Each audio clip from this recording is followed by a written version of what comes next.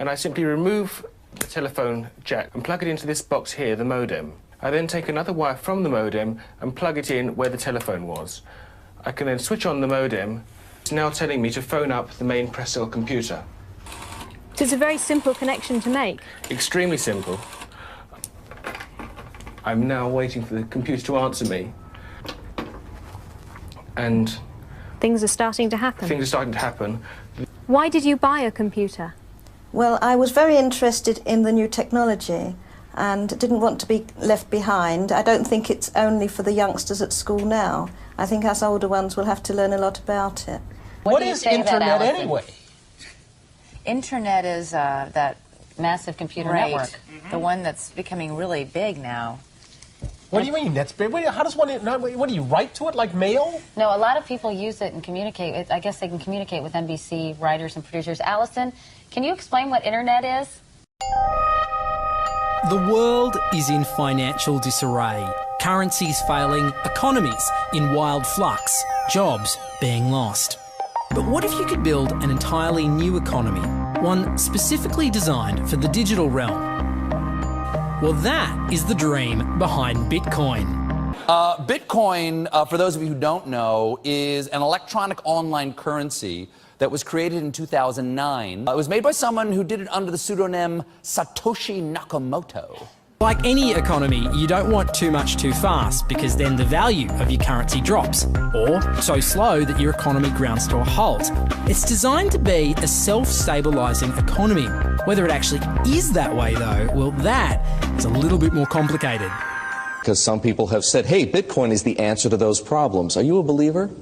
Well, Bitcoin is exciting because it shows how cheap it can be.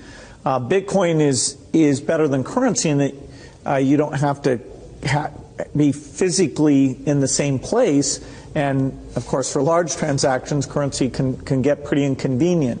And what is Bitcoin? Bitcoin is a currency on the internet. I sent 100 euros worth of Bitcoin from here in Tokyo directly to you guys through this camera, through the network, through the TV, right into your home. If I had tried to do that, send you the money with a traditional bank, it would have taken several days and probably cost 30 euros. I just did it right now with Bitcoin instantly, basically for free, and didn't have to ask anybody for permission. I didn't need a bank, I didn't need a government, I didn't need anybody. I just needed myself and you and our smartphones to do it. That's the power of Bitcoin.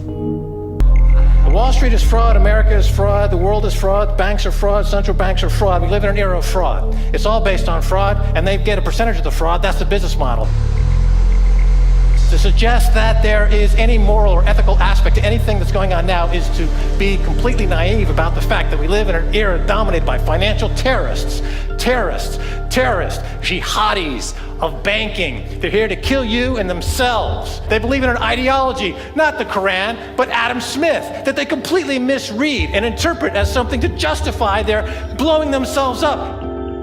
Janet Yellen's a terrorist! Mario Draghi's a terrorist! The Central Bank of Japan is a terrorist! These are the real terrorists!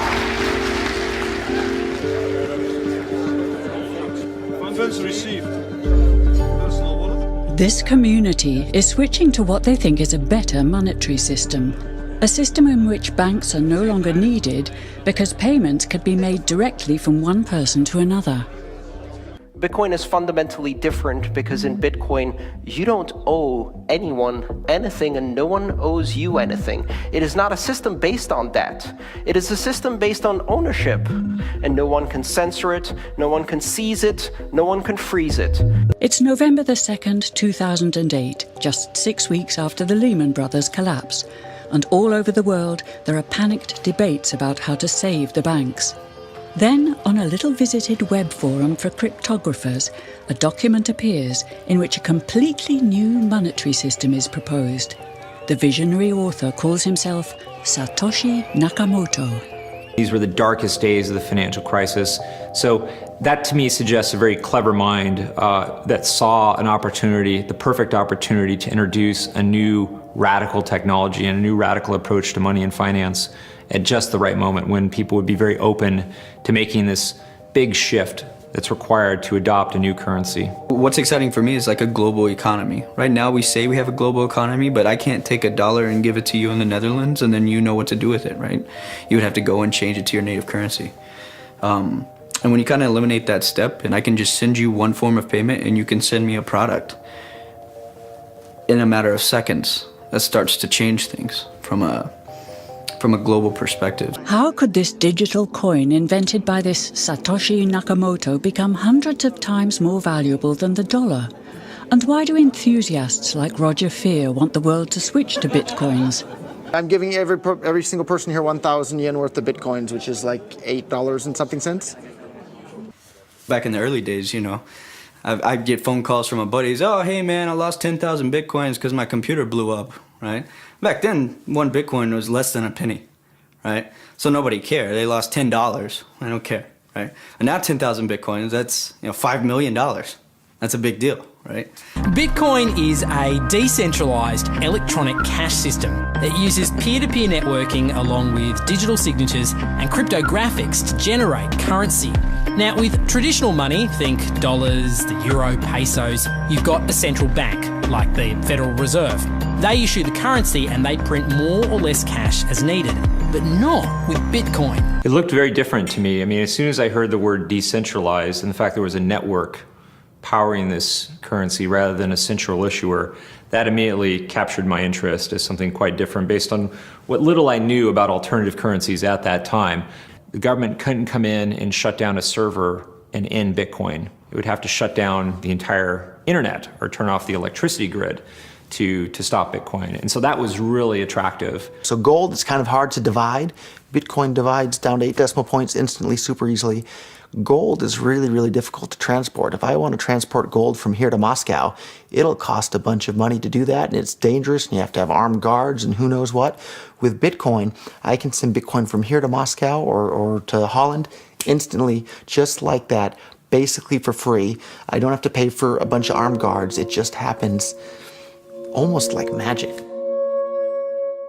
If you ever ask somebody why they think gold's valuable, they can't ever really tell you. They always give you these like weird stories around, oh, it's like a precious metal, isn't it? It's pretty.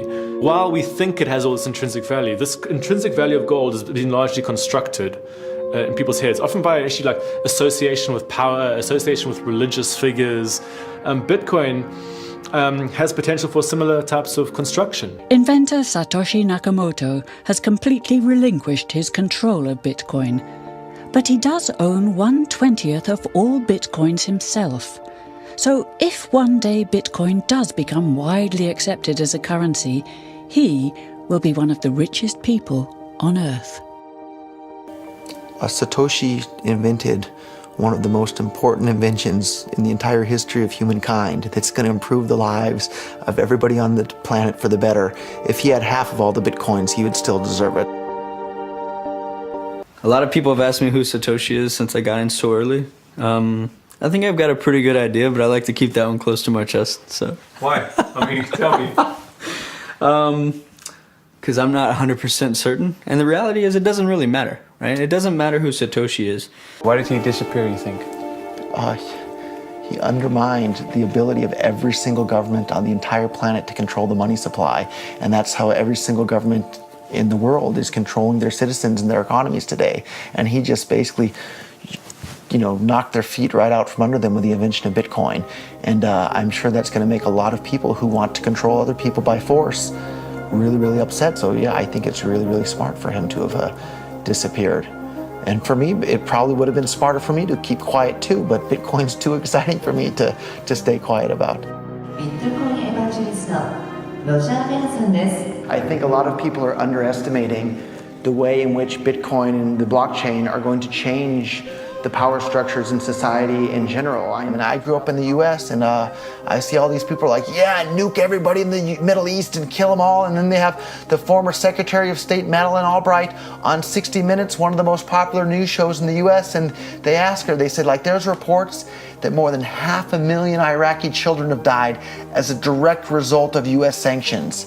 And she looks back at her with a straight face and she goes, it was a really tough decision, but I think that it was worth it. Worth murdering 500,000 kids because of what the government did, and I apologize for crying, but it just disgusts me from my core when I see government people murdering people around the world. It's not just theoretical, these are real people with real lives. And it's real people, and Bitcoin has the power to undermine everything they're doing to people around the world. And I'm sorry for shouting, but it just disgusts me what these people in government do. And they do it through central banking and through the control of the money supply, and Bitcoin takes that away from them.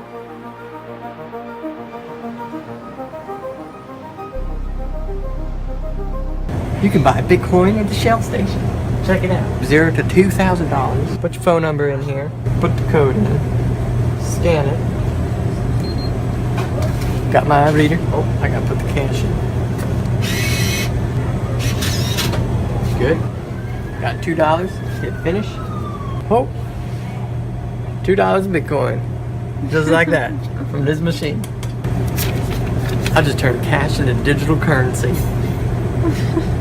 So thinking that it's too late to get involved in Bitcoin is like thinking it's too late to get involved with the internet or too late to get involved with using a cell phone. Like, it's not too late to get involved with Bitcoin. If Bitcoin becomes really popular all over the world, Bitcoins are going to have to be worth at least tens of thousands of dollars a Bitcoin, if not hundreds of thousands of dollars per Bitcoin. So thinking it's too late to get involved with Bitcoin is like thinking it's too late to get involved with using the internet. Of course not. Like, it's ubiquitous in our lives, and Bitcoin's going to become ubiquitous in our lives as well.